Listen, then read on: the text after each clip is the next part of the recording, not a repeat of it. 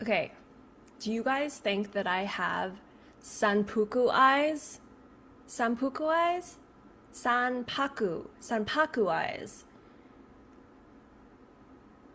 All right, so from what I understand, the idea of Sanpaku eyes is that if you can see below someone's iris in their eye or above someone's iris, that it's linked to psychological disorder or mental instability, violent tendencies.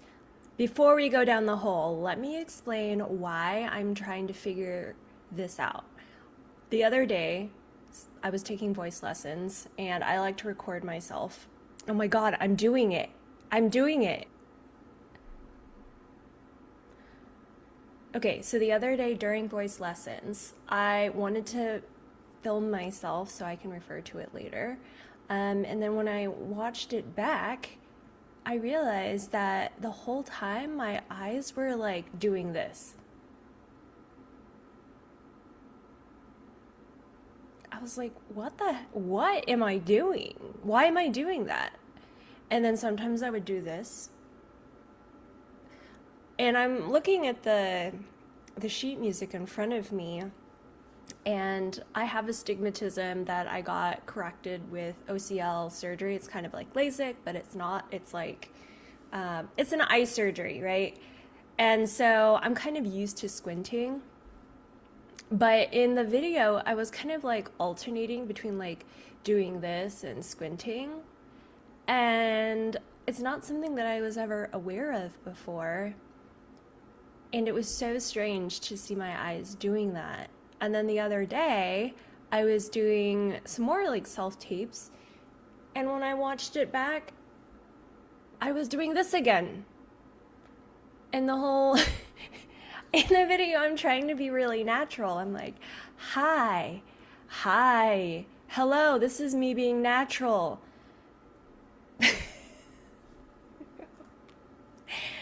Okay, so this was a while ago. I had gone to lunch with a friend who I hadn't talked to in a really long time. Um, he had gone through like a lot of stuff in his life, and so have I. And so we were just catching up and just kind of trauma dumping everything. And I noticed that his eyes were like really like wide, right? Just like the whole time. And he had mentioned like, yeah, my eyes started kind of like started bulging out of my head a little bit from, all the stress that I've gone through, and it started impacting like the work that I could get. And he's like, "But it's all better now."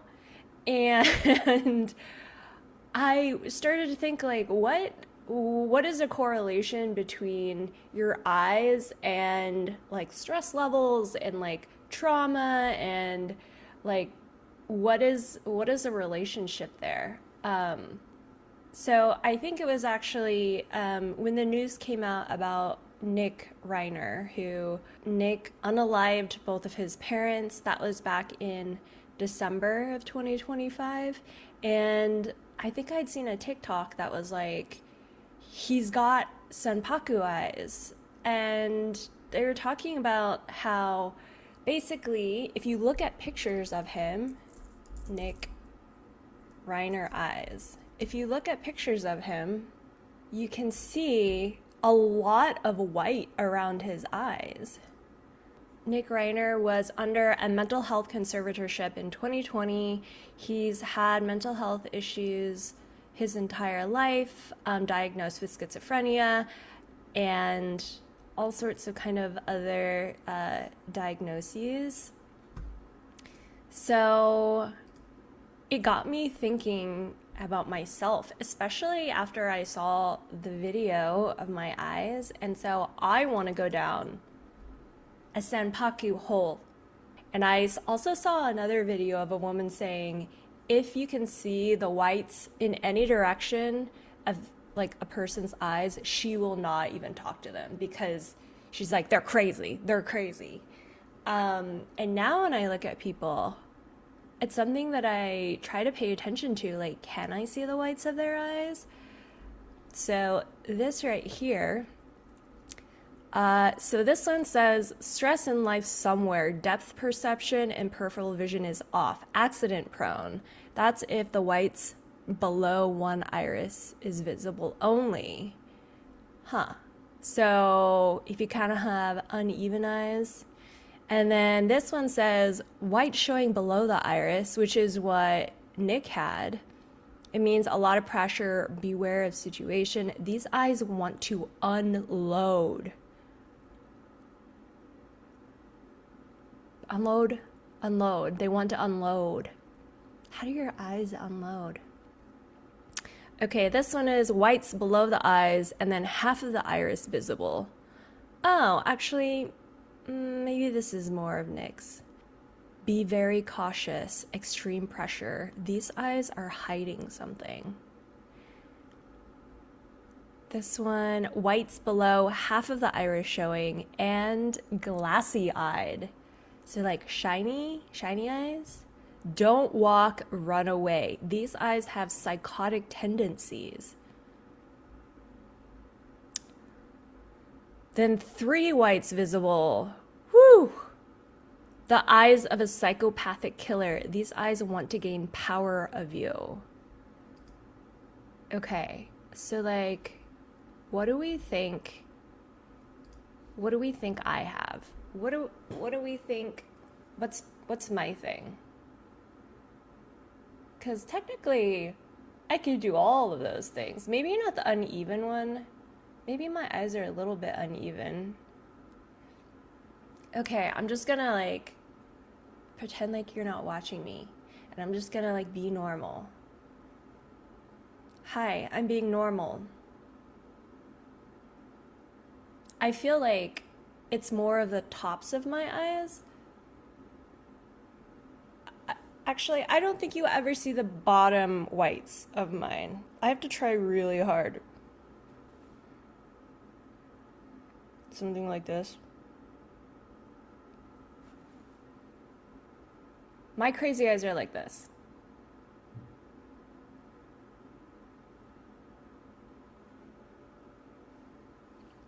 So that means 3 whites visible. The eyes of a psychopathic killer. These eyes want to gain power over you. Huh.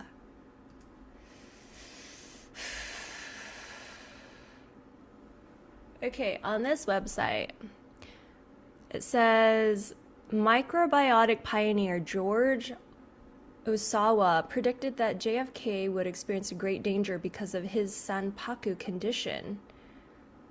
People with Sanpaku eyes may also be feared to be prone to violent or disordered behaviors.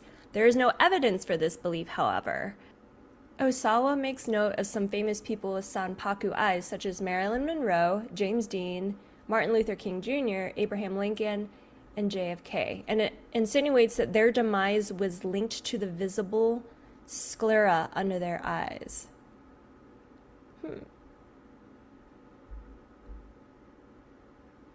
It is highly likely that many, if not most people with Sanpaku live healthy and normal lives. In order to test this phenomenon, a scientific approach would be to acquire a random sample whose sclera visibility would be compared to their medical history.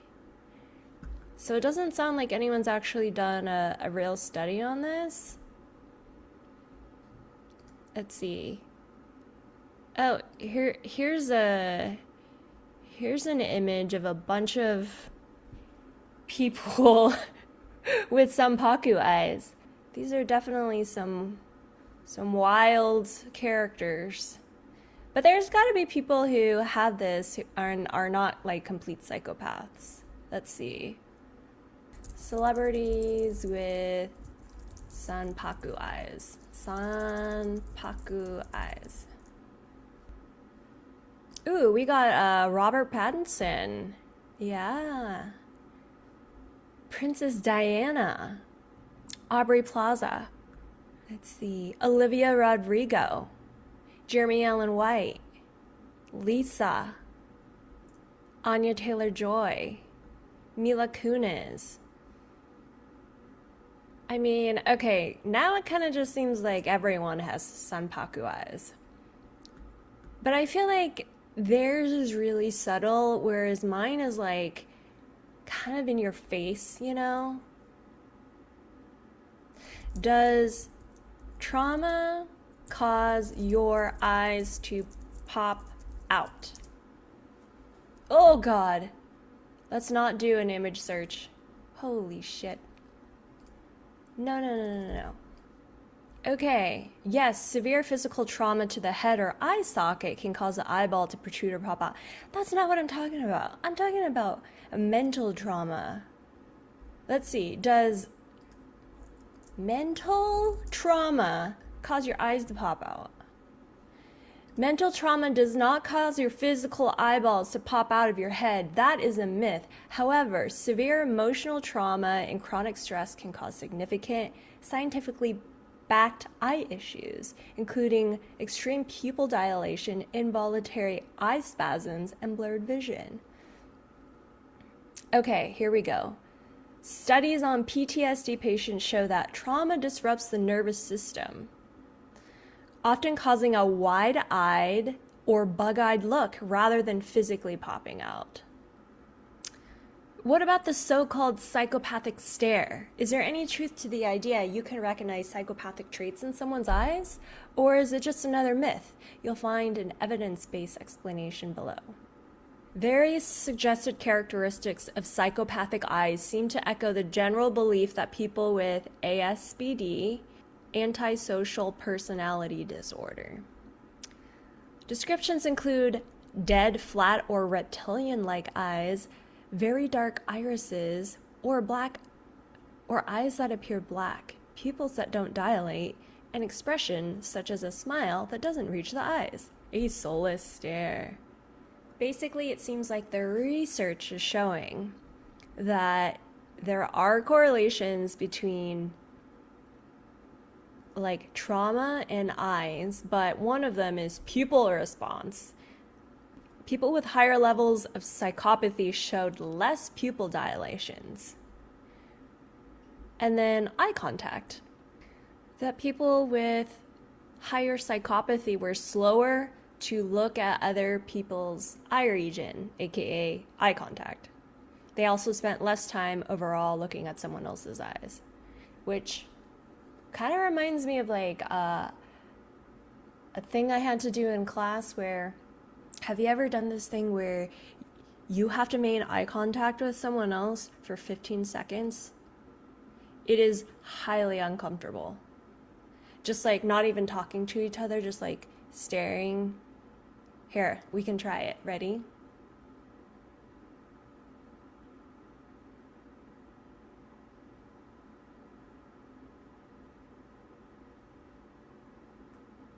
Sorry, I couldn't do it for that long.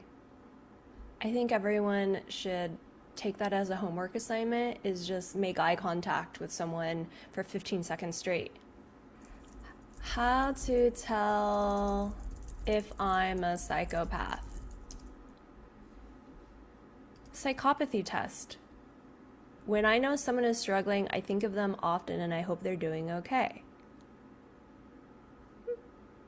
Yeah. Other people make so many stupid mistakes compared to me. Yeah.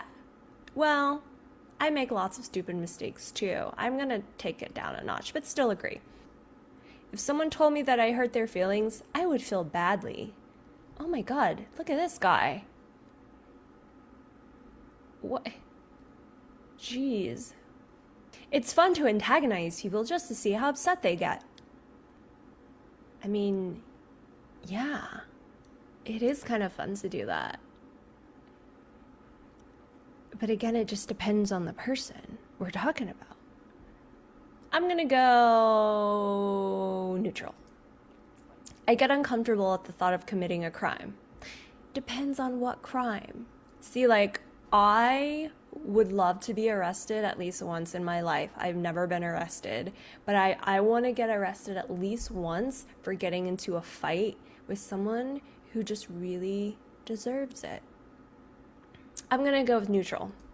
I usually know just what to say to make other people do what I want. Oh God, I wish. Disagree. I'll do whatever it takes to feel a thrill. I feel like this is a quote from like my vision board. It's a little bit aspirational, you know? Agree, but not like I'm gonna do whatever it takes. Oh man, this guy has a problem. Let's see, psychopathy test score. I scored a 39 out of 100.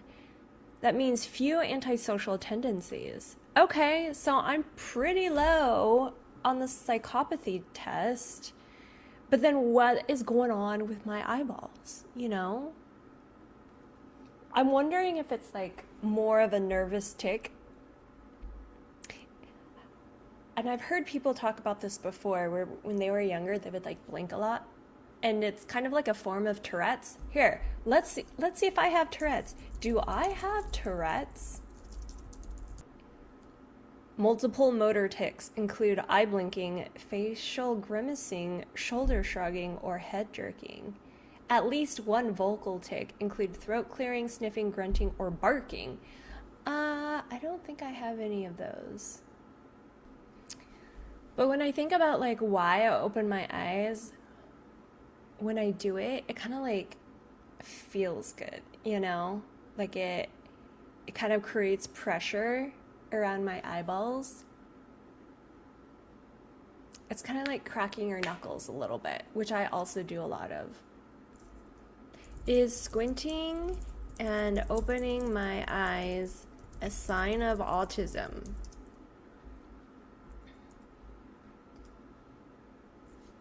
Squinting, widening, or rubbing your eyes can be a sign of autism, ASD, often related to sensory processing differences, light sensitivity, or visual stimming. While they're common in autistic individuals, they are not diagnostic on their own and can also indicate underlying vision problems. Visual stimming, intense, repetitive, or unusual eye movements like frequent blinking, rapid squinting, or looking at the corners of the eyes are used for sensory regulation, often when overstimulated or stressed. Whoa. I'm trying not to like do chat GPT. I'm trying not to use full-on AI, but let's just see what happens. Why do I keep squinting and opening my eyes wide? Okay, it could be motor tics. Squinting and widening eyes is a very common motor tic. A tic often comes with a premonitory urge, a feeling that you have to do the movement to relieve a physical tension. That's exactly what it feels like. The triggers. Tics usually flare up during times of high stress, anxiety, or fatigue. The fix is that these often resolve their own once your stress levels drop. Okay. So it sounds like it's more of a motor tic. It's like, it just like feels good. Okay. I think that's far enough down the hole for today. Let me know if you guys have any experience with Sanpaku eyes or have any other insight.